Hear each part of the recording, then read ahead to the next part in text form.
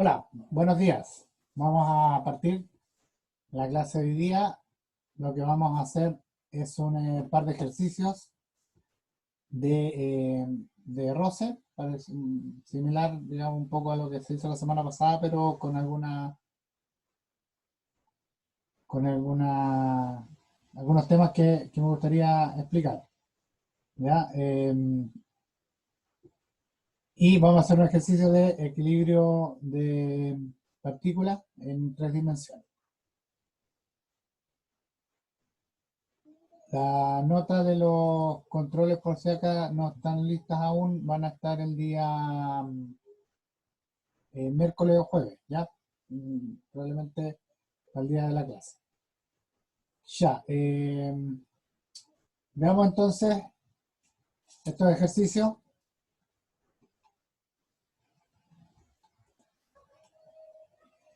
El primer ejercicio son dos masas que están soportando el peso de una masa central, ¿ya? Vamos a leer el enunciado. Dice: determine las masas mínimas necesarias para mantener el sistema en equilibrio. La masa M, que es la masa central, genera un peso de 50 kilonewtons, ¿ya? El coeficiente de roce de la masa M1, es decir, aquí al lado izquierdo, es de 0,35. En la masa M2, al lado derecho, es de 0,25. Y en la polea de la derecha, es decir, esta, que está asociada a la masa M2, es de 0,30. O sea, esta polea de acá tiene roce. La otra polea, como se indica, es una polea sin roce. Nos indica nada más que la polea asociada a la masa M2 no tiene masa. Esta es una información que quedó de más, no es relevante. Ninguna de las dos masas tiene masa. O sea, perdón, ninguna de las dos poleas tiene masa. ¿Ya? Así que esta información en realidad más confunde que otra cosa. ¿Ya? No debería estar, en el enunciado. Y nos indican que los cables son inextensibles y sin masa.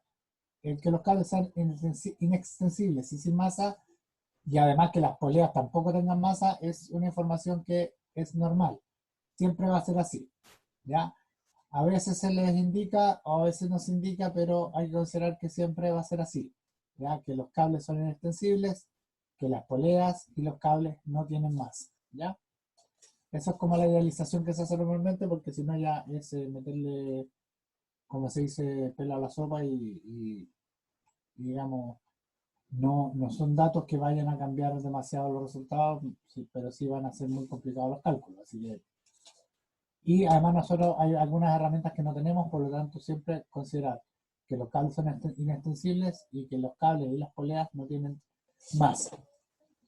Antes de partir con el análisis más específico y los cálculos, quiero que hagamos un análisis general de lo que se está planteando. ¿Ya? Tenemos una masa central que está colgada de dos cables. ¿De acuerdo? Fíjense en la configuración general. Si yo hiciera, por ejemplo, que esta masa fuera muy pequeña, eh, ¿hay alguna posibilidad que la masa suba? Razonablemente, eso no debiera ocurrir. No debiera la masa subir. Si es que la masa fuera muy pequeña, va a quedar colgando. Lo que sí puede ocurrir es que si esta masa es muy grande o es suficientemente grande, arrastre a las otras masas con ella y el sistema comienza a bajar. Es decir, la masa M1 se mueve hacia la derecha y la masa M2 hacia la izquierda. Ese es el único movimiento lógico que se podría dar. ¿Se entiende? Entonces nosotros en general vamos a operar pensando en ese movimiento. Ese análisis siempre háganlo previamente a partir de este tipo de problemas, porque finalmente van a tener que resolver, digamos, las ecuaciones como las fuerzas de roce, y las fuerzas de roce van a tener que tener una dirección. Y esa dirección va a tener que estar asumida en función de el movimiento. Ya.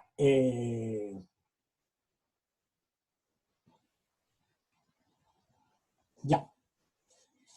Entonces, de aquí van a salir una tensión hacia la derecha, una tensión hacia la izquierda y en la masa M1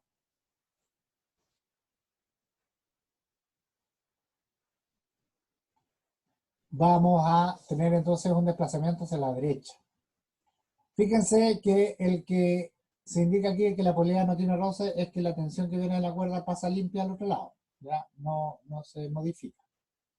Por lo tanto, esta masa M1 va a tener un tirón, digamos, que va a venir de la tensión de la masa y va a tender a moverse hacia la derecha. Por lo tanto, la fuerza de roce va hacia la izquierda, ¿ya? Además va a tener su peso y la normal correspondiente. Por el lado derecho, por el lado de la derecha, vamos a tener una tensión que sube, va a experimentar una pérdida por roce en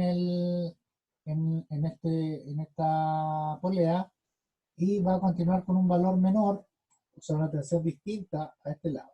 Esa otra tensión va a tirar de la masa M2 hacia la izquierda en este caso, por lo que se va a ofrecer una resistencia de roce hacia la derecha, ¿ya?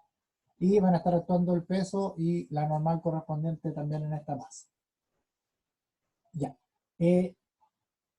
Como nota al margen, considerar que cuando se dice, digamos, a ver, esto se le llama una polea con roce, una polea que tiene roce.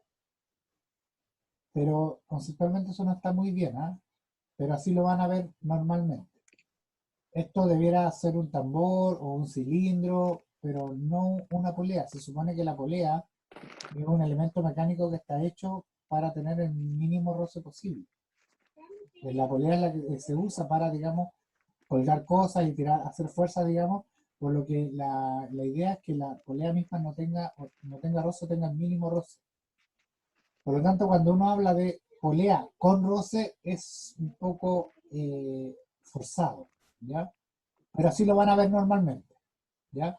Te van a decir esta polea tiene roce o esta polea no tiene roce, pero cuando hablamos de polea con roce, en realidad, en estricto rigor, ustedes más debieran pensar en que ahí hay un cilindro que está fijo, o un tambor que está fijo, más que una polea propiamente tal, ¿ya? La polea gira, además, entonces la idea acá de un tambor con roce no gira, digamos. Ofrece toda la resistencia posible. Ya, vamos entonces a darnos cuenta que en función de lo que conversamos hay algunos puntos que nos interesan, que es donde debemos aplicar los equilibrios de fuerza.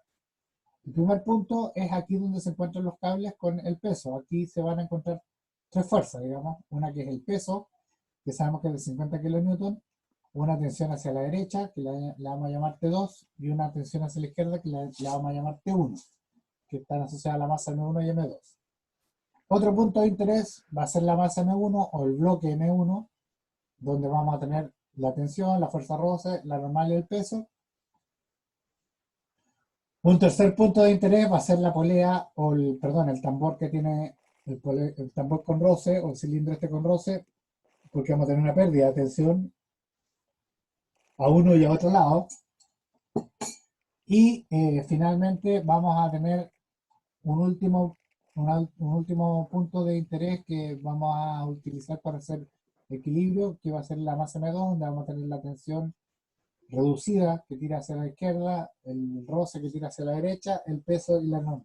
¿Ya? Así que vamos a tener esos cuatro puntos, digamos, en que nos vamos a fijar o hacer análisis. Entonces partimos con el primer punto, que dijimos que es donde se encuentran los cables. Ahí podemos hacer el equilibrio de la partícula, considerando entonces las componentes. En dirección X, perdón, que va a ser la dirección horizontal, tenemos la componente de T2, que es T2 coseno de 45 grados, menos la componente horizontal de T1, que va a ser T1 por el coseno de 37 grados. Eso es igual a 0. Verticalmente o en dirección Y, vamos a tener que la tensión T2 tiene una componente que es T2 seno de 45 grados, y T1 una componente que es T1 por el seno de 37 grados. Ahí hay un pequeño error. pero el seno de 37 grados. Menos el peso, que son 50 kilonewtons. Resolvemos esta cosa y tenemos T2 por el coseno de 45 grados igual a T1 por el coseno de 37 grados, igualamos, digamos, y obtenemos que T2 es 1.13 T1. Tomamos la segunda ecuación y reemplazamos el T2 por T1 y ahí tenemos toda función de T1, por lo tanto reemplazamos. Aquí hay que hacer una pequeña corrección con los grados, con el seno, porque esto debería ser seno. Ya. Vamos a tener entonces que T1 es 35,7 y T2 40,3 kilonewtons.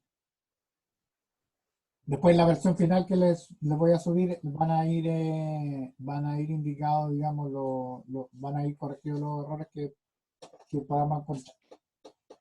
Ya, en el bloque 1, ahora, perdón, ahí ya resolvimos la primera parte, el punto central, digamos, obtuvimos las tensiones que salen de la masa. Como comentario de este punto, voy a hacer en la relación con algo que se preguntaba en el control.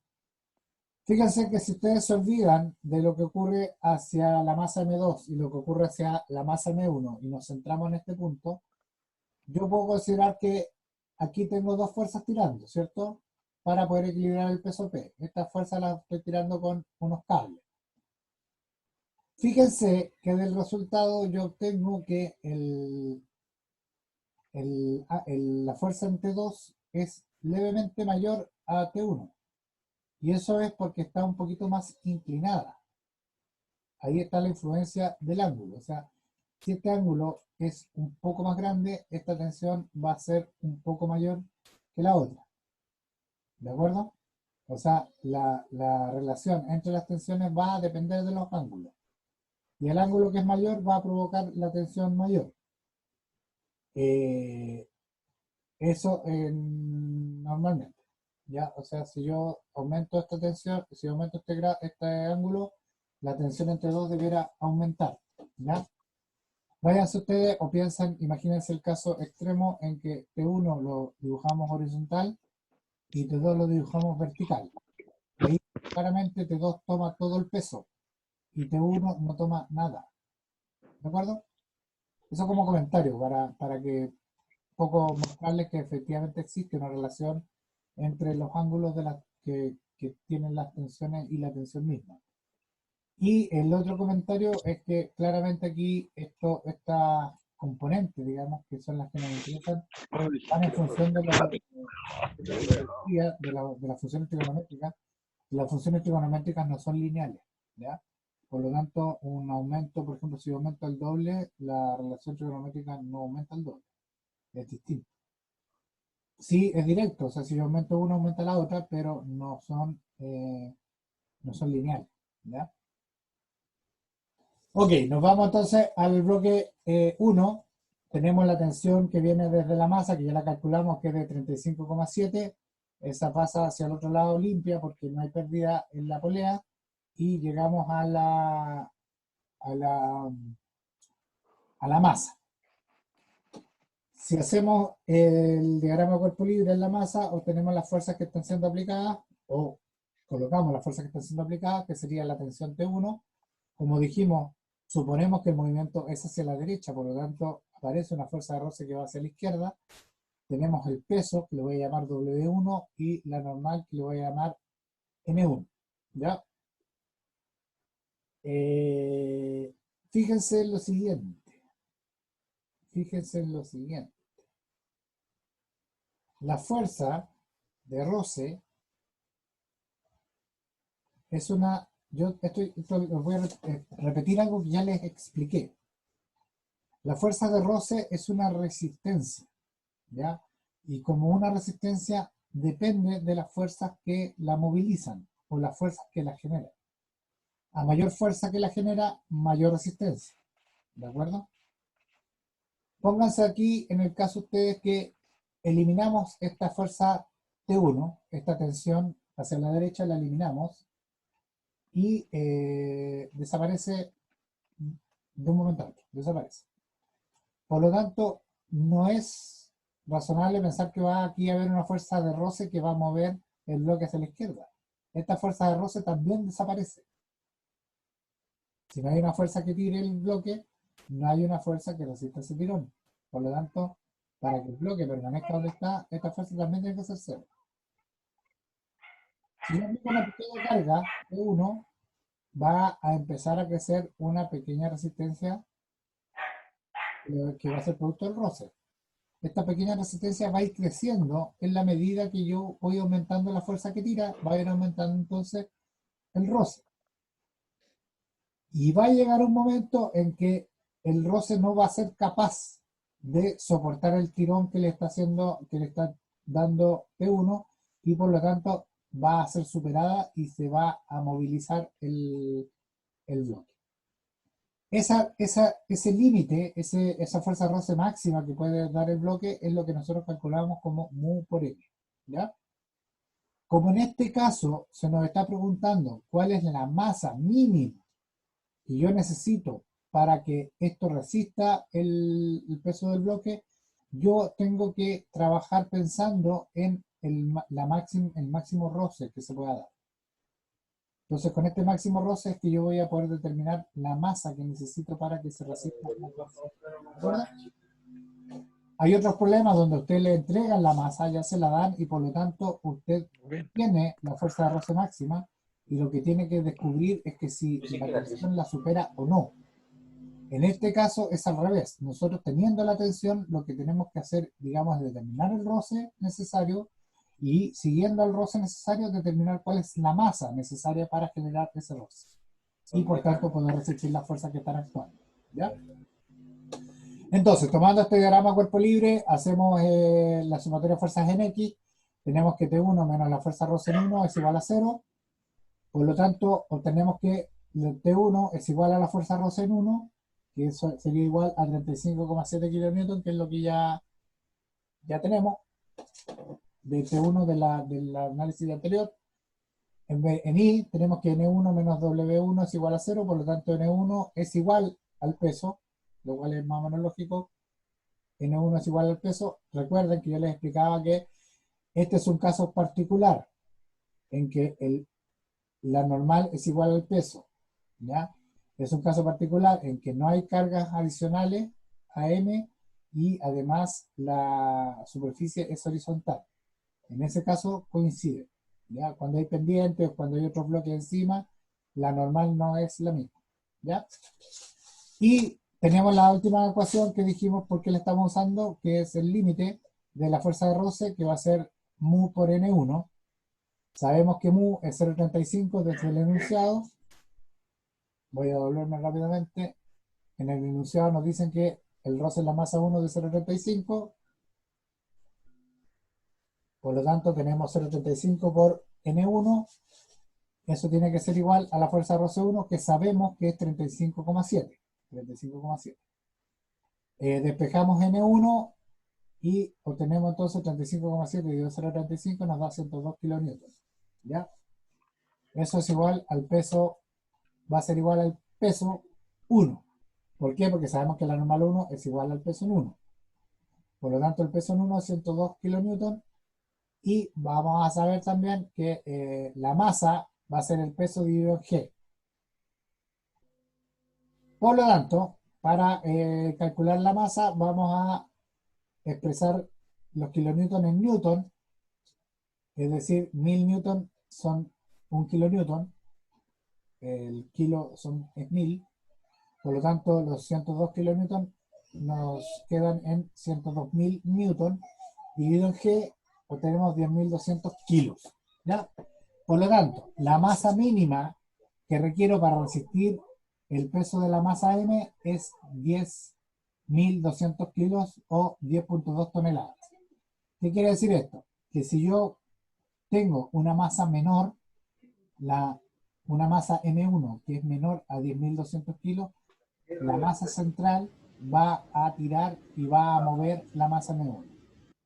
Para que eso no ocurra, yo tengo que colocar una masa mayor a Ya la idea 10.000, se llama barnizar ¿ya? la... Igual o mayor. Ok. Ya. Pasamos entonces ahora al bloque 2. ¿Ya? Para el bloque 2, aquí hay un pequeño error, eso no es igual. Eso no es igual, pero lo vamos a comentar al tiro. Eh, la masa en T2, o sea, perdón, la fuerza en T2, dijimos que es 40.3, ¿de acuerdo? Eso primero.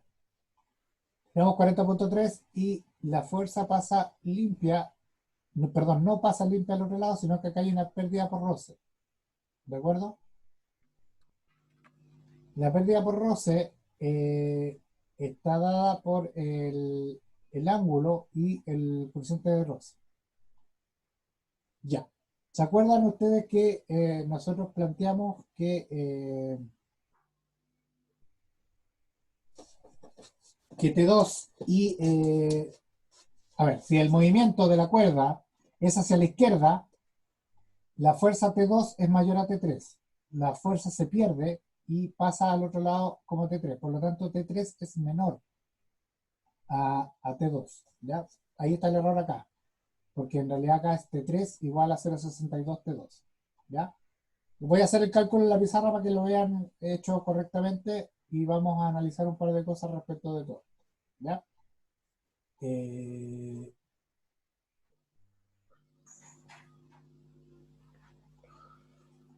bueno, ahí si ya tienen alguna duda me van conversando nomás para que lo veamos. Ya, vamos a ver un poquito en la pizarra.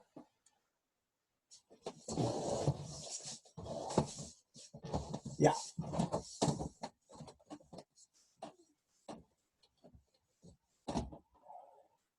ya. A ver, primero, primero que nada, eh,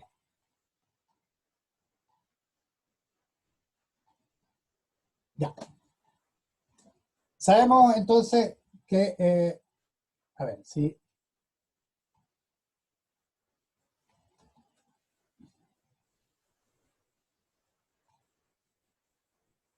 yo tengo una tensión en la cuerda,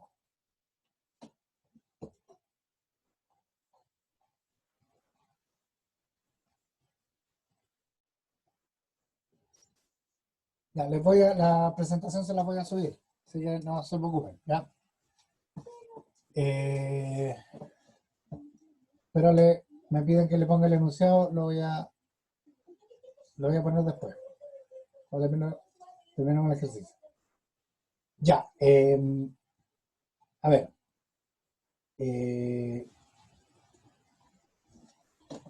si fíjense en la pizarra, si el movimiento de la cuerda es hacia acá,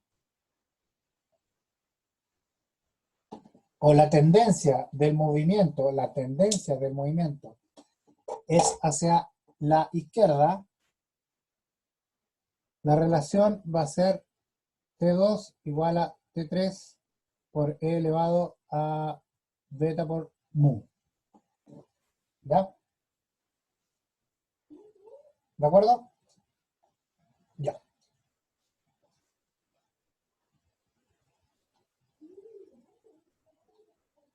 ¿Cómo? A ver.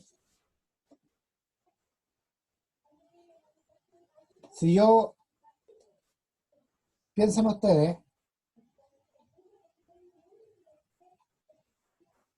piensen en la siguiente. Voy a explicar algo por si alguien no ha entendido. Ya puede que la mayoría haya entendido, pero voy a explicar esto de nuevo.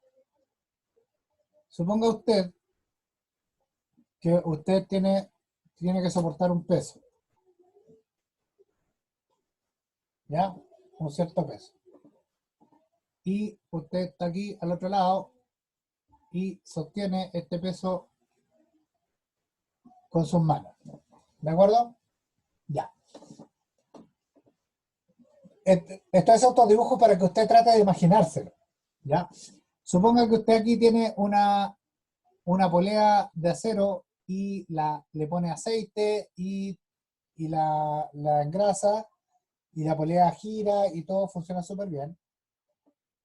Usted se puede imaginar que el peso que usted tiene que soportar lateralmente va a ser igual al peso vertical, a este peso.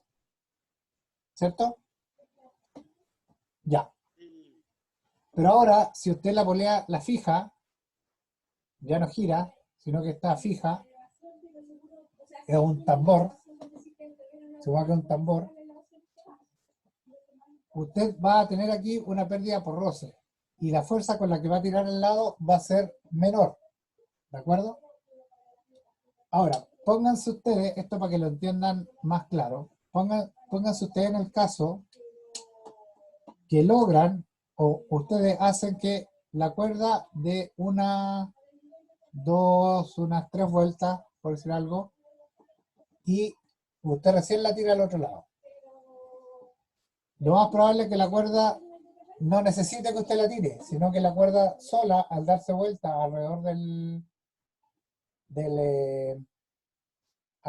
del tambor, ya no la puede tirar. O sea, ya no transmita nada de fuerza, porque todo se va a haber perdido por roce, aquí. ¿Cierto? Pero acá, en este lado, yo voy a seguir teniendo una tensión, que va a ser igual a la fuerza P. Va a estar tirando, va a haber una fuerza, pero esa fuerza se va a perder aquí alrededor por roce. ¿Se entiende? Por lo tanto, yo tengo que definir hacia dónde se mueve, o se debería mover, hacia dónde tiende a moverse la cuerda, y en función de eso yo defino la pérdida. ¿Ya? ¿De acuerdo? Por lo tanto, en este caso, esta expresión tiene que ser, es mayor a 1. ¿De acuerdo? Por lo tanto, el T3 es menor a T2 y tengo que aumentarlo para igualarlo. ¿De acuerdo? Ya.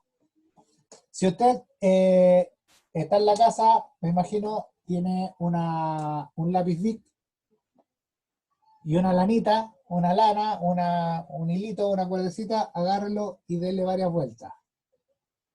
Y deje el otro lado suelto. Y trate de sacar la lana. Dependiendo de las vueltas que le dé, en algún momento la lana se va a trabar sola. Y se va a trabar por efecto del roce. Ese es el mismo efecto. Lo que pasa es que probablemente el lápiz y la lana sean bastante menos, tengan menos fricción, digamos, que los ejemplos que vemos acá, donde suponemos que hay cosas que hay mucha fricción y por lo tanto basta un pequeño ángulo para hacer que la pérdida sea importante. ¿De acuerdo? Haga ese experimento en la casa, no le cuesta nada y se va a dar cuenta cuál es el efecto, digamos. Y usted va a estar tirando desde uno de los lados y al otro lado puede que va a llegar un momento en que al otro lado ya no va a necesitar tirar nada para que resista la fuerza que está aplicando. ¿Ya? Ese es el efecto de roce en las bandas. Ya. Entonces, ahora, yo quiero mirar aquí en detalle, y esto es lo que les quería comentar. Vamos a suponer primero, bueno, tenemos el tambor, o la polea con roce, y tenemos aquí entonces el cable que viene desde abajo, con un cierto ángulo, ¿cierto? Fíjense que aquí este ángulo está llegando con la tangente, por lo tanto aquí tenemos un ángulo recto, ¿ya? Y en el caso particular nuestro, el otro cable que sale también, sale horizontal, y el encuentro aquí también va a ser en ángulo recto, ¿de acuerdo?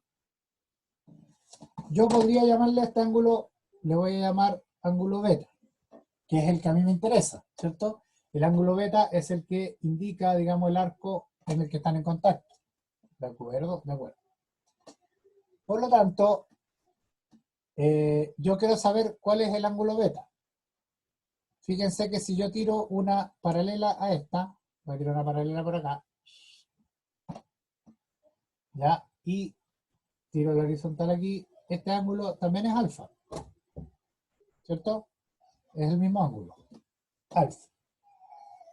Por lo tanto, como yo sé que este es perpendicular y este también es perpendicular, ese ángulo es igual a ese. Por lo tanto, alfa es beta. Es el mismo ángulo. ¿De acuerdo? Ahora, ¿cómo lo generalizo esto para distintas posiciones? Fíjense que si yo extiendo esto, este ángulo es alfa. Por lo tanto, el ángulo beta que andamos buscando siempre va a ser el ángulo que nos da el quiebre entre las dos cuerdas. Ese ángulo.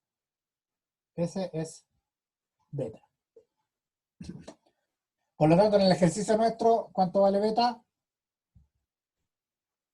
Beta vale 45 grados o pi cuarto. ¿Ya? ¿De acuerdo? Entonces aquí quería hacerles el cálculo para que lo tengamos claro, es que T2 es igual a T3 por pi medio por 0.25. 0.30. Ya, ojo que este está malo en la pizarra. Lo fui para arriba, perdón.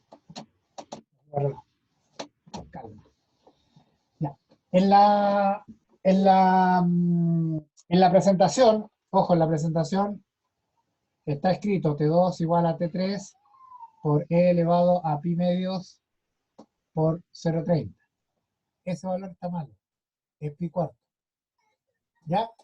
Cuando le suba la diapositiva, la voy a subir corregida, obviamente. Pero aquí quería mostrarles el cálculo nomás para que a ustedes les quede claro de dónde viene. Entonces, si yo hago el cálculo que está en la presentación, tengo que T2 es igual a... este es el correcto. Correcto. ¿Ya? Pero hagámoslo con pi medio, que es lo que está en la diapositiva para que no nos confundamos. Tenemos que pi medios es 3,14 dividido en 2, 1,57 por 0,30, 0,47 y e elevado a 0,47 es 1.6. 1.60 T3. ¿Ya? O lo que es igual que T3 es igual a 1 dividido en 1.60 es 0.62 T2. ¿De acuerdo? O sea, en la pasada, considerando que estamos usando 90 grados y no los pi cuartos que debemos considerar, que lo voy a corregir en la diapositiva final, se pierde un 40% más o menos, ¿ya? Se pierde un 40% más o menos en esa pasada, ¿ya? Entonces, retomemos la presentación entonces, donde estamos aquí.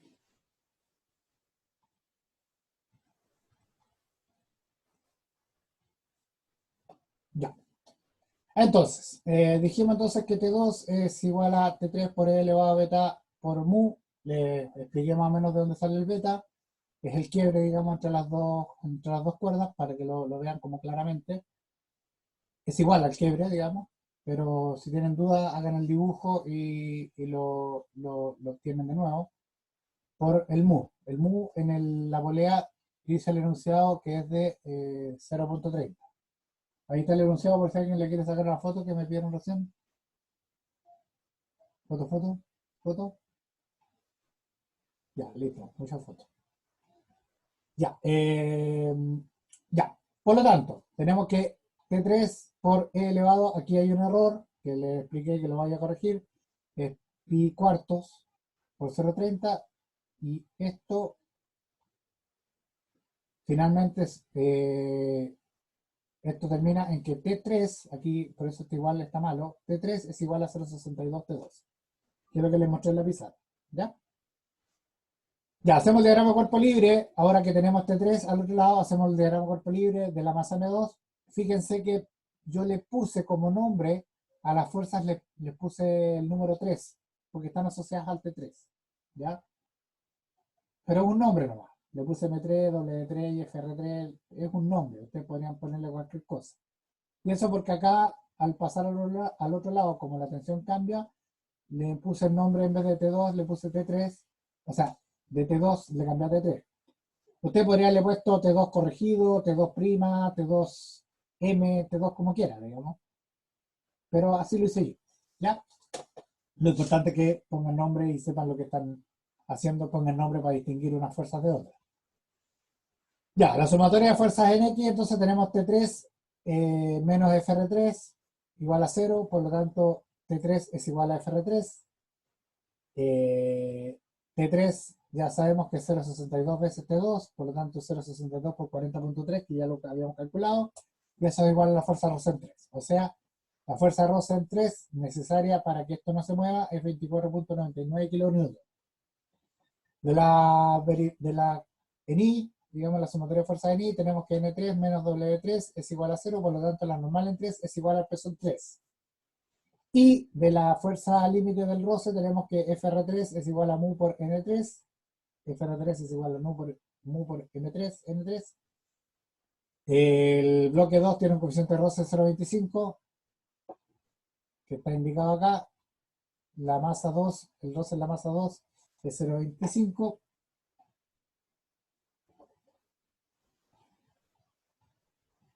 Veces 0,25 veces N3, eso es igual a FR3, que ya lo habíamos calculado, 24.99, por lo tanto obtenemos cuánto vale N3, y eso es 99.96 kN, lo cual desde esta ecuación es igual a W3. Aquí se me fueron los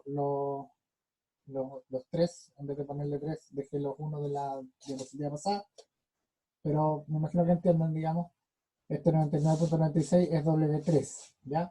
Por lo tanto, masa 2, la masa 2 es igual al peso W3 dividido G, o sea, 99.960 en Newton. Esto pasado a Newton, 99.960-10 son 9.960 kilos. ¿Ya? Ese es el resultado de la masa M2. Para la respuesta, tenemos entonces que las masas mínimas que necesitamos son 10.200 kilos o 10.2 toneladas y 9.960 kilos o 9.96 toneladas para la masa 2. Fíjense que la masa 1 es mayor a la masa 2. Esto, ¿cómo se explica? Si es que nosotros sabemos que, o dijimos en un comentario que la tensión que salía por acá era mayor que la tensión que salía a la izquierda. Por lo tanto, este tirón es más alto que este otro. Pero hay que recordar que aquí se produjo una pérdida relativamente importante de la fuerza, por lo tanto eso permite que M2 sea más pequeño. Por decirlo de alguna forma, la resistencia que opone M2 al movimiento está ayudada por el roce en la polea también. ¿De acuerdo?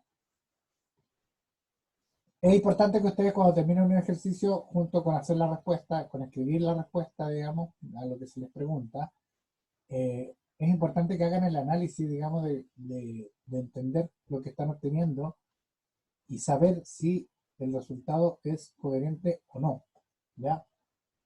Eso porque en las matemáticas normalmente,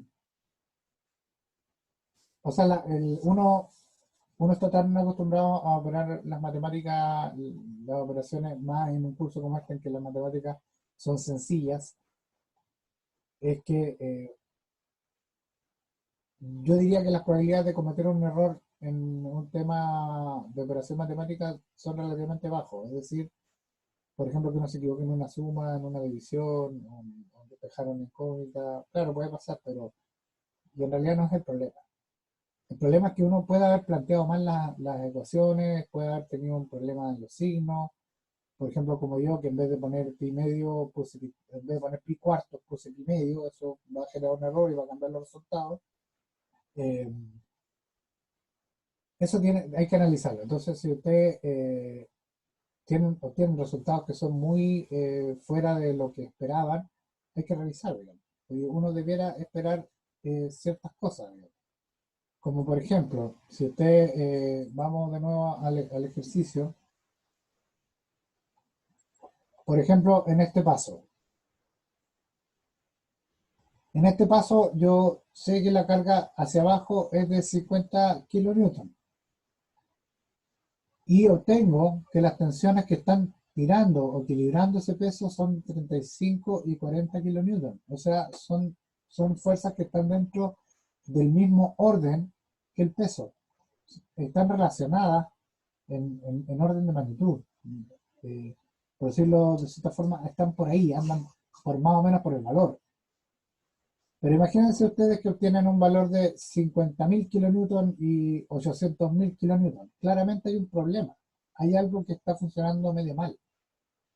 O al revés, que obtengan tensiones muy pequeñas. Por ejemplo, que acá hay 50 kilonewton y aquí obtienen una tensión de 3 newton, 5 newton.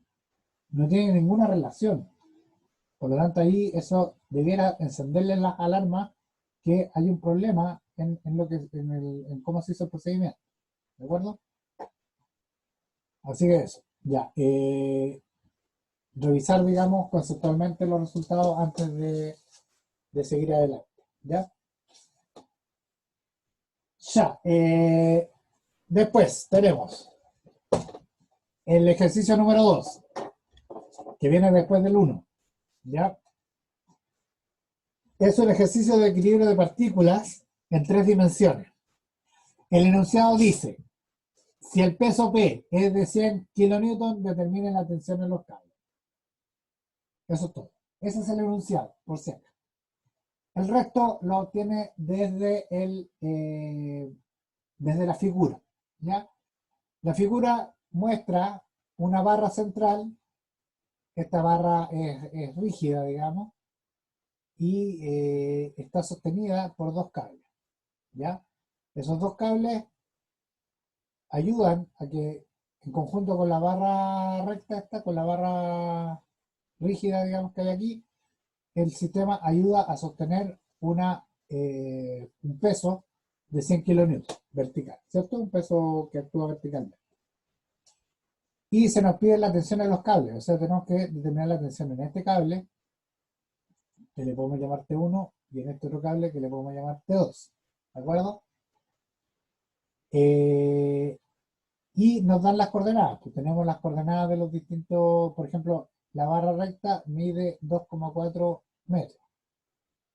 El soporte de la derecha está a 1,5 del central, horizontalmente medido, y el de la izquierda está a 1 metro horizontalmente medido desde el soporte central. Y los dos soportes de los lados están a 0,7 metros sobre el soporte central. ¿Ya? ¿Cómo vamos a responder? ¿Cuál es la estrategia principal? Es que al asumir que el sistema se encuentra en equilibrio, lo que hacemos es aplicar sumatoria de fuerzas igual a 0. Como el sistema está en equilibrio, en cualquier punto donde ustedes quieran, pueden hacer equilibrio y sumatoria de fuerzas igual a 0 y va a funcionar. ¿De acuerdo? Pero, ¿cuál es el punto que a nosotros nos interesa, desde donde podemos obtener las tensiones? Es en el encuentro de todas las fuerzas, de las fuerzas principales que nos interesan, donde se encuentra el peso P, la tensión T1, la tensión T2 y la fuerza, perdón, que va por la barra, que yo le llamé F3. Después lo vamos ir viendo, pero le llamé F3 a este, T1 y T2.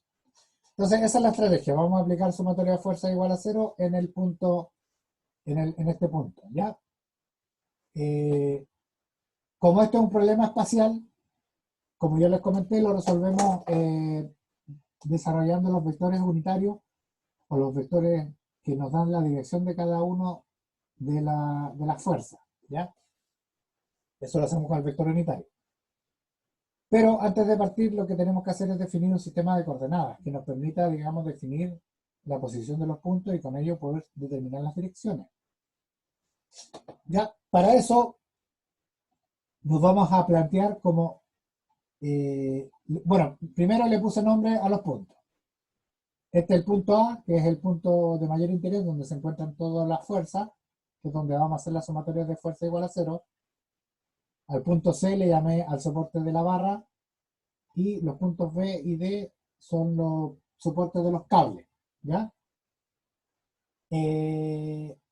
Entonces, si ponemos el origen en A va a estar en la coordenada 0,0,0. Voy a definir el eje Y en dirección de la barra.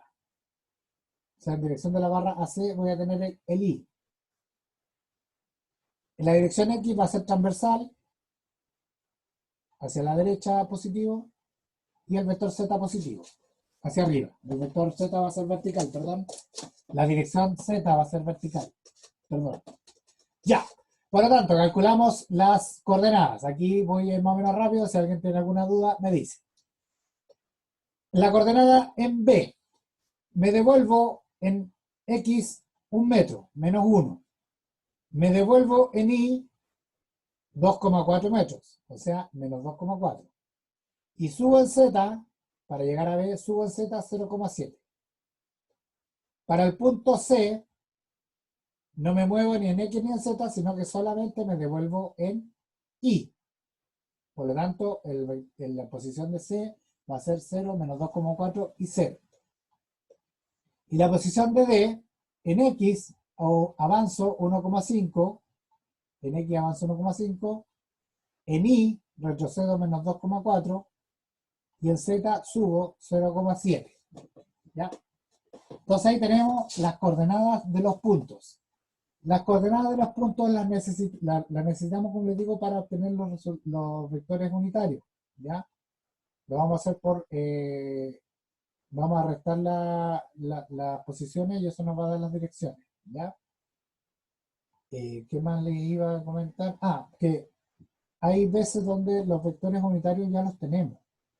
Por ejemplo, el vector unitario que trabaja con el vector P o que le da dirección a la fuerza P, ¿cuánto va a ser? Va a ser 0,0, menos 1 porque está en dirección menos Z. ¿Se entiende? Ahí ese ya lo tenemos, por lo tanto no nos es necesario calcularlo. ¿Ya? O sea, eso ocurre, por ejemplo, que alguna vez le pueden dar una fuerza con un ángulo. Entonces ahí uno la componente o la dirección la calcula con el ángulo. En este caso, en 3 dimensiones, normalmente vamos a trabajar con las coordenadas. ¿Ya? Y con las coordenadas vamos a obtener entonces las direcciones.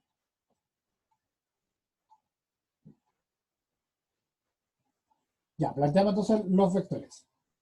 Antes de plantear el trabajo de los vectores, quería preguntarles si es que alguno tiene alguna duda. ¿Ya? Ya, entonces, fíjense que tenemos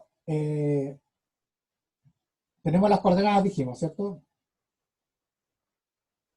La tensión T1 va a estar entre A y D, la tensión T2 entre A y B, la fuerza en la barra que le llamé F3 va a estar entre A y C, ¿de acuerdo?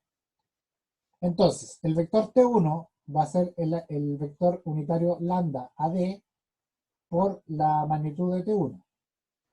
El vector unitario AD va a ser la resta de las coordenadas D menos A, es decir, la dirección entre A y D, D menos A, dividido por su módulo para hacerlo unitario. ¿Ya? Con esto tenemos 0,51, menos 0,82 y 0,24, que este es el vector unitario. O sea, este vector nos da la dirección, es un vector de magnitud 1, y para llegar al vector real, o el vector original, lo tenemos que multiplicar por la magnitud, y eso, con esto obtenemos, digamos, el vector original. Para la fuerza T2, que va entre A y B, vamos a multiplicar el vector unitario AB por T2. El vector unitario AB va a ser la dirección entre A y B, es decir, la resta de las coordenadas de B menos A, dividido por la magnitud de B menos A, por T, T2, que es la magnitud. Esto nos da 0, menos 0,37, menos 0,89 y 0,25 como vector unitario por T2. ¿Ya? Lo mismo para F3 o por la fuerza en la barra, va a estar orientado según AC, pero fíjense, bueno, hacemos el cálculo, C menos A dividido por el módulo de C menos A y obtenemos 0, menos 1 y 0 por la magnitud de F3. Fíjense que lo que obtuvimos era algo que ustedes podrían haber previsto, y es que la fuerza en la barra va a estar orientada según el eje Y, que es el que nosotros ya sabíamos, y como estamos haciendo que la dirección sale desde A, el vector tendría que ser en menos i, porque en este caso el i positivo es hacia adelante. Por lo tanto, la dirección es hacia atrás y tenemos que en dirección i el vector sería negativo. Por lo tanto, este vector unitario podríamos haberlo calculado, entre comillas, o haberlo predicho al ojo. Podríamos haberlo estimado, podríamos haberlo definido sin cálculo. ¿Ya? Y finalmente tenemos el vector P, que como les explicaba es 0, 0, menos 1 por la magnitud de P. Ya, me imagino que hasta ahí está más o menos claro. Lo que quiero hacer ahora es calcular el primer vector en detalle. Ya, para que lo podamos entender bien, vamos a ver cómo se llegaron a esos valores. Entonces vamos a pedirle a la producción que cambie cambie la cámara. Ya. Voy a hacer el primer vector.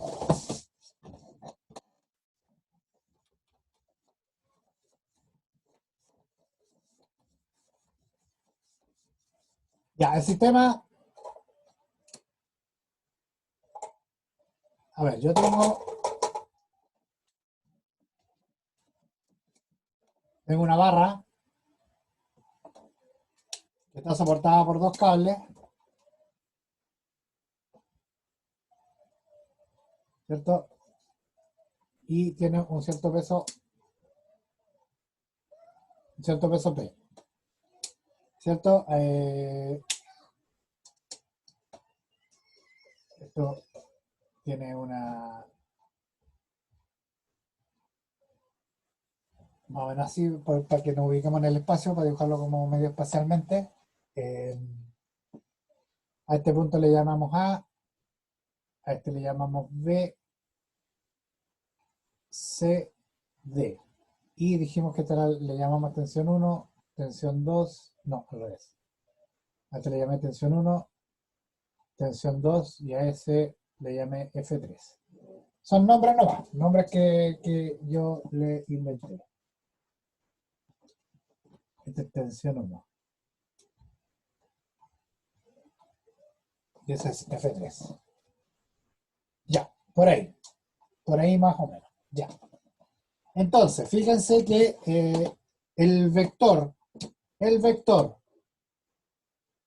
T1 va a ser igual al vector dirección entre A y D por su magnitud, que va a ser T1. ¿De acuerdo? El lambda AD va a ser la dirección entre A y B dividido por su módulo. Y la dirección entre A y D es D menos A. Dividido por su módulo, que es D menos A. Que el módulo de D menos A. Y dijimos que los vectores eran el vector D, o sea, perdón, la coordenada de D es 1.5 menos 2,4 y 1, y perdón, y 0.7. Y el vector, la posición de A va a ser 0,0,0. Por lo tanto, D menos A va a ser igual a D, o sea, 1.5 menos 2.4, 0.7. Y el módulo de D menos A va a ser igual a la raíz de 1.5 al cuadrado más 2.4 al cuadrado más 0.7 al cuadrado. Por lo tanto, obtenemos que el módulo de D menos A es 1.5 al cuadrado, 2.4 al cuadrado, 0.7 al cuadrado, 8,5, y eso le sacamos la raíz, nos da 2,92, más o menos, 2.92. Por lo tanto, dividimos el vector en 2,92 y obtenemos el lambda AD va a ser igual entonces a 1.5 dividido en 2.92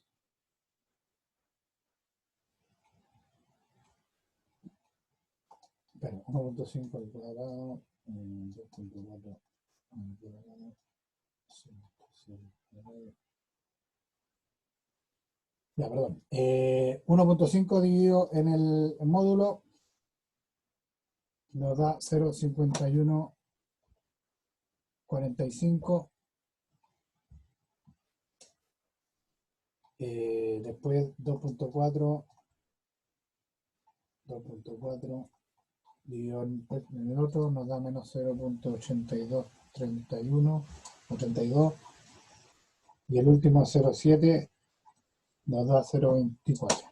0.2401. Esa es lambda. ¿De acuerdo? Por lo tanto, finalmente, el vector T1 es 0,5145, menos 0.8231, 0.2401 por la magnitud de T1. ¿Ya? ¿Cuál es la gracia de hacerlo así? Es que tenemos finalmente la magnitud de...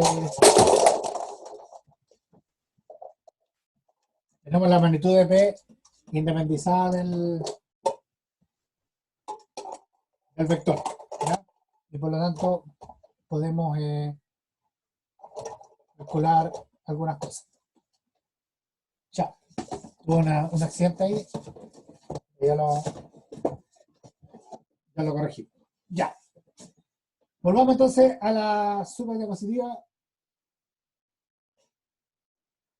donde tenemos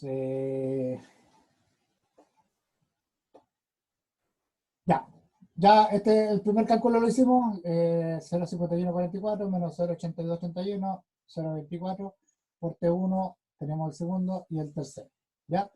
Fíjense que tenemos los cuatro vectores que actúan en el punto A. Entonces tenemos ahora aquí los cuatro vectores. Tenemos el vector de T1, el vector de T2, el vector de F3 y el vector de P. Esas son las fuerzas que actúan en el punto A. Por lo tanto, en el punto A hacemos la sumatoria de fuerzas, que tiene que ser igual a 0. Por lo tanto, tenemos el vector T1 más el vector T2 más el vector T3 más el vector P es igual a 0. Por lo tanto, lo que podemos hacer, dado que tenemos el mismo sistema de coordenadas, podemos sumar las componentes en cada una de las direcciones y esas también tienen que ser 0. ¿Ya? ¿Se acuerdan que cuando dos vectores son iguales, quiere decir de que sus componentes una a una son iguales? Por lo tanto, si esta sumatoria es igual a 0, quiere decir que la sumatoria de cada una de las componentes también tiene que ser 0. Por lo tanto, dividimos el problema ahora y tenemos la sumatoria de fuerzas en X. Me voy a volver un poquito a la anterior. Fíjense, sumamos las fuerzas en X. 0,51 por T2 menos 0,37, perdón, 0,51 por T1 menos 0,37 por T2 y nada más, porque aquí es 0 y 0, y tenemos 0,51 por T1 menos 0,37 por T2. La sumatoria de fuerzas en I, menos 0,82 por T1 menos 0,89 por T2 menos 1 por F3 y 0. Entonces tengo menos 82 por T1 menos 89 por T2 menos F3 igual a 0. Y finalmente tenemos entonces 0,24 por T1, que viene acá, 0,24 por T1, 0,25 por T2 y menos P. Entonces tenemos 0,24 por T1 más 0,25 por T2 menos P igual a 0.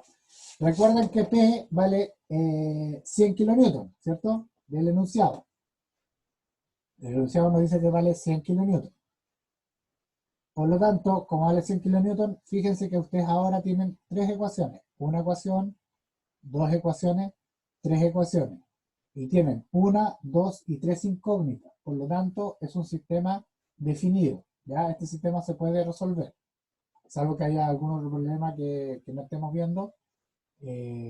Por ejemplo, que las ecuaciones no sean linealmente independientes, el sistema no se podría resolver. Pero, dado las características de los problemas, si están bien planteados, debieran ser las ecuaciones linealmente independientes y por lo tanto existir una solución. De aquí ustedes se pueden dar cuenta, por ejemplo, que si existiera un tercer cable, ya no podríamos resolverlo porque tendríamos cuatro ecuaciones. O sea, perdón, tendríamos cuatro incógnitas, pero no tendríamos cuatro ecuaciones. ¿Se entiende? Lo mismo, si es que tuviéramos un solo cable, el sistema tampoco lo podríamos resolver porque tendríamos menos incógnitas que ecuaciones. ¿Ya? En un caso tendríamos que en el caso de que tengamos cuatro cables, lo que ocurre es que nos faltan ecuaciones, por lo tanto nos falta información.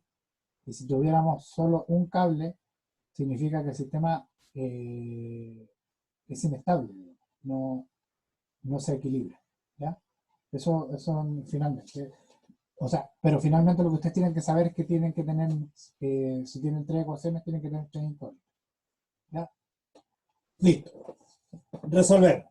Le voy a llamar a las ecuaciones 1, 2 y 3, ¿ya? Para resolverla. La ecuación 1, teníamos menos 0,51 T1 menos 0,37 T2, despejamos T2, perdón, despejamos T1 y nos queda en función de T2 y ese T1 lo reemplazamos en la ecuación 3 que está mostrada acá. Por lo tanto, este T1 lo reemplazamos por el cálculo que habíamos hecho en T2, lo reemplazamos aquí, factorizamos por T2 y obtenemos entonces T2, que nos da 230.81, con este valor volvemos arriba y tenemos 166.65. ¿Ya? Fíjense en lo siguiente, esta es la respuesta, ¿ya? Las tensiones de los cables son 230.81 kN y 166.65 kN. ¿De acuerdo? De acuerdo. Adicionalmente, y para terminar, digamos, para cerrar ordenado, pero no era necesario por las preguntas, se calcula también el F3 a partir de la ecuación 2. ¿Ya? Con la ecuación 2, la función de F3, T2 y T1, T2 y T1 ya lo conocemos, por lo tanto es fácil despejar el valor de F3. Fíjense que, ya, eso.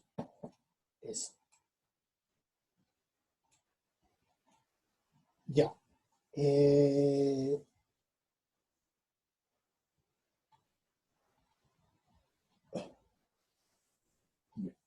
fíjense, fíjense que la fuerza F3 es negativa. Esto ya, ustedes llegaron hasta acá, ¿eh? Ustedes llegaron hasta acá, no tienen que responder más, digamos. Pero quería quería hacerle un par de comentarios, digamos, adicionales para que se entiendan más cosas. Lo primero que F3 es la fuerza que produce la fuerza que produce la barra, ¿cierto? Y nosotros la pusimos en dirección menos I.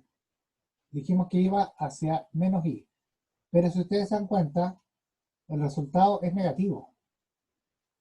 Por lo tanto, en realidad la fuerza que ejerce la barra es hacia afuera. Lo cual es lógico porque la barra tiene que equilibrar el tirón de los cables. Si no, el sistema se desarma. Entonces, para que el sistema se mantenga en su posición y este punto está siendo tirado hacia atrás por los cables, necesariamente la barra tiene que tirarlo hacia adelante, empujarlo hacia adelante.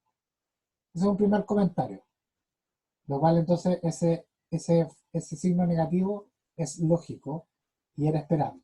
¿Ya? Segundo, bueno, las tensiones de los cables andan dentro de la magnitud que teníamos de 100 kN. No hay nada extraordinario, así que podemos ir viendo que está bien. Pero antes de terminar, lo que quería mostrarles es cómo verificar cómo resolver este sistema matricialmente. ¿Ya? Lo voy a ver, pero creo que hay algún comentario. Ya, los PPP, los PTT, los PPT, los voy a subir en el Canvas, ¿ya? Ahí están subidos. Eh, igual voy a ver la posibilidad de volver a dónde. Voy a ver la posibilidad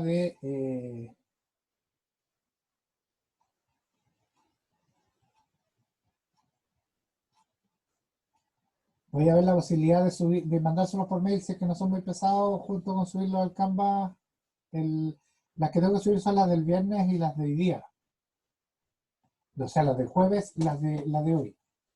Y yo creo que las voy a hacer entre día de mañana porque tengo que corregir algunos errores que encontramos mientras las hacíamos. Y eso las voy a subir. Si es que no pesan mucho, igual se las mando por correo paralelamente para que ya las tengan todas juntas. Y me preguntan algo. A ver.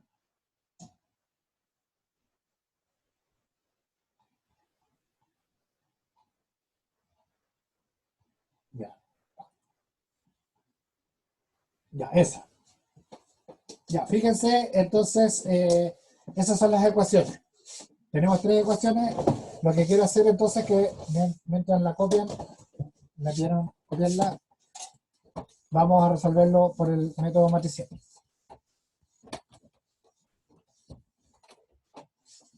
Ya, voy a cambiar la pantalla al video. Ya. Fíjense entonces que teníamos tres ecuaciones. La 1, la 2 y la 3. Ya, la primera venía de la sumatoria de fuerzas en X y decía que tenemos 0,5144 por T1 menos 0,3714 por T2 igual a 0. Y teníamos la segunda, que era menos 0,8231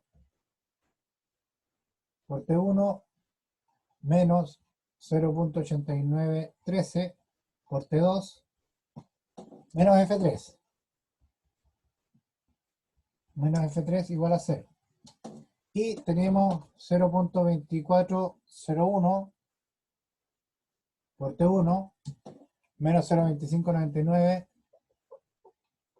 por T2 igual a 100. Ya que pasé despejando el menos P, lo pasé despejando como P. ¿Ya? En la pantalla, en la pizarra, transcribí las ecuaciones de aquí. La 1, la 2 y la 3, y este lo reemplacé por 100 y lo pasé sumando. ¿Ya? Eso es todo lo que hice.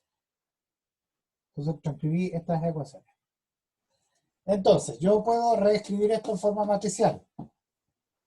Las tres ecuaciones, ¿cierto? Entonces, voy a ordenar esto como T1, T2 y F3.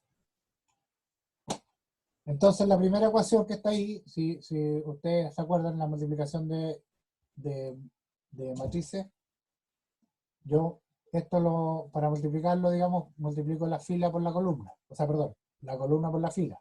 ¿Ya? Y eso me da la posición y eso se suma. Entonces, en el fondo, para llegar a esta misma, yo tengo que multiplicar esto por estos valores, que sería 0,5144 menos 0,3714 y F3 no tiene expresión en la primera. Por lo tanto, tiene que ser 0. ¿Se entiende? Entonces, si yo multiplico esto por esto, me queda 0,5144 T1 menos 0,3714 T2, que es lo que está expresado ahí. ¿Se entiende? Aquí tengo menos 0,8231 menos 0,8913 menos 1, que ahora sí el F3 tiene expresión. Y el último tenemos 0,2401 menos 0,2599 y 0 porque el F3 no tiene expresión. Y esto tiene que ser, estas tres ecuaciones que van a aparecer, tienen que ser iguales a los resultados. ¿De acuerdo? Y esto le llamamos a este le llamamos X y a este le llamamos B. Y la ecuación dice que AX es igual a B. Por lo tanto, para resolverlo, que yo necesito resolver X, va a ser igual a la menos 1 por B. Para los que se acuerdan, y si no, tienen que acordarse y buscar cómo acordarse, aquí yo no puedo, yo no paso dividiendo, sino que yo multiplico por la inversión, por la invertida. O sea, en el estricto rigor, lo que yo hago es decir, a la menos 1 por a por x es igual a a la menos 1 por beta. Y estos... aquí me fui muy abajo. Perdón. Como estamos como estamos en operaciones matriciales, si yo tengo a x igual a b y lo quiero resolver, yo premultiplico por la inversa, a la menos 1 por a por x igual a la menos 1 por beta, por b, perdón. Y a la menos 1 por a es la matriz unitaria por x. Y eso es a la menos 1 por b. Y la matriz unitaria por una matriz o por un vector da lo mismo. Por lo tanto, ahí tenemos que x es igual a la menos 1 por b, donde a la menos 1 es la inversa de a. ¿De acuerdo? Eso para que no se vayan a equivocar al hacer la operación. ¿Qué complicaciones tiene esto? Es que primero tiene que usted contar con una calculadora que le haga las operaciones matriciales. ¿Cuál es lo complicado? Es calcular la inversa de A, ¿ya? Porque hay que transponer y calcular el determinante, creo que la respuesta, hay que hacer la respuesta y calcular el determinante. Entonces es un poquito engorroso. Así que en el caso que usted tenga una calculadora que opera matricialmente o tiene un computador, esto sale bastante rápido. Ya, aquí vamos a empezar a cerrar ya. ¿Quieren alguna diapositiva que les muestre en particular? ¿Que escuché por ahí?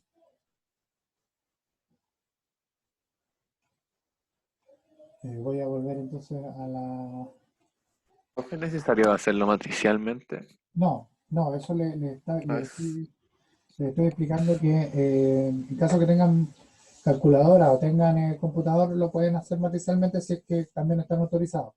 Pero ya, lo ok. normal es que ustedes lo calculen para este tipo de ejercicios, lo normal es que lo hagan manualmente. ¿Ya?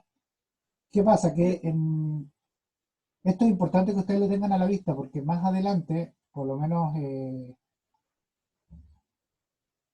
me imagino yo que en cursos más avanzados, no del ámbito estructural, sino que en cualquier curso que tengan ustedes en la parte industrial, en la parte de gestión, eventualmente van a tener que trabajar con sistemas de ecuaciones. Entonces es importante que esto lo mantengan a la vista porque más adelante probablemente ya no va a ser un sistema 3x3.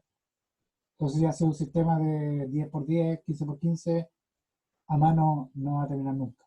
¿Se entiende? Entonces es bueno tenerlo a la vista y ir usándolo, digamos, en la medida que se pueda porque es una herramienta súper importante, digamos.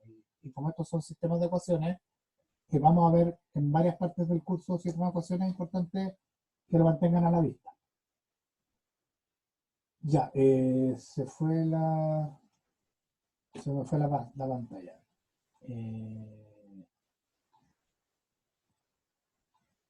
Ya, la ayudantía, este miércoles la ayudantía a las 10 y las notas del control, perdón. Ya, las notas del control alcanza a tenerlas, así que las voy a tener miércoles o jueves. Lo más probable es que sea jueves como a la hora de clase ya se las mande por mail. Las diapositivas se las voy a subir a Canvas y también se las voy a, si es que no pesan mucho, eso no lo tengo muy claro, se las podría mandar por email también para que las puedan bajar y tenerlas, puede ser más cómodo que las vean por ahí, digamos, ¿ya?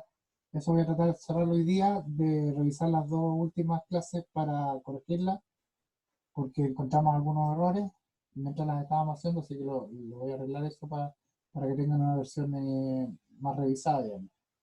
Independiente de eso, yo siempre les voy a agradecer que al revisar si encuentran algún error, digamos, me lo hagan ver para poder corregirlo, que eso les va a servir a todos, ¿ya?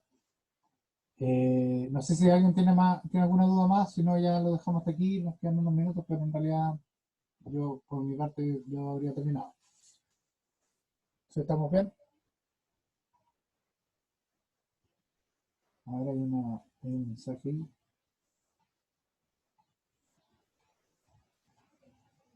Ya, bueno, estimados, cualquier cosa en todo caso, si tienen dudas, me escriben por mail. Estoy tratando de responder lo más rápido que pueda. Cuando no les he respondido es porque los correos tienen algún problema, ¿ya? O no tengo la respuesta, o me plantean algo que necesito resolver para poder responderlo, pero si no le he respondido es porque ocurre algo. Pero si es algo fácil de responder y todo, lo estoy tratando de responder rápido para que no se vayan acumulando sus correos, ¿ya? Eso, lo voy a dejar hasta acá entonces, cualquier cosa se comunican, nos vemos el día miércoles, eventualmente en la ayudantía, o si no el jueves vamos a estar de nuevo en contacto. Esta materia probablemente la vamos a controlar el día lunes, vamos a hacer un control o alguna cosa. Como ya conversamos, los controles que se hagan hasta el día 20, voy a incluir el 20, digamos, son notas adicionales, o sea, si les fue bien les va a servir para subir alguna nota que les vaya mal, pero si no lo hicieron, en realidad no les va a perjudicar. No van a tener a lo mejor la ayuda, digamos, del extra, pero no les va a perjudicar. Ya, eso. Así que hablamos, cuídense, manténganse en sus casas y estamos a la. Ya, que estén súper bien.